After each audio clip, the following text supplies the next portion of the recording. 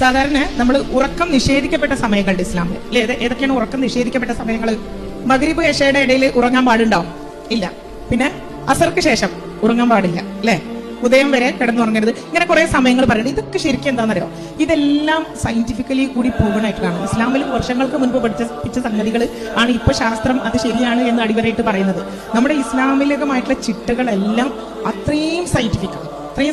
അപ്പൊ നമ്മള് ഈ സുബഹി നമസ്കാരത്തിന് ശേഷം സുബഹി നമസ്കരിക്കുക എന്ന് പറഞ്ഞാൽ സുബഹിക്ക് മുൻപ് നീക്കാമെന്ന് പറയുന്നുണ്ട് അല്ലെ?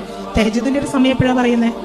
തഹജ്ജുദിന്റെ സമയം സുബഹിക്ക് മുൻപ് ഒരു 4 മണി മുതൽ അല്ലെ? ഈ 4 മണിക്ക് വരെ ഏറ്റവും വലിയ പ്രാധാന്യമാണ് ഇപ്പൊ ശാസ്ത്രം പറയുന്നത്. എന്താ 4 മണിയുടെ പ്രത്യേകത?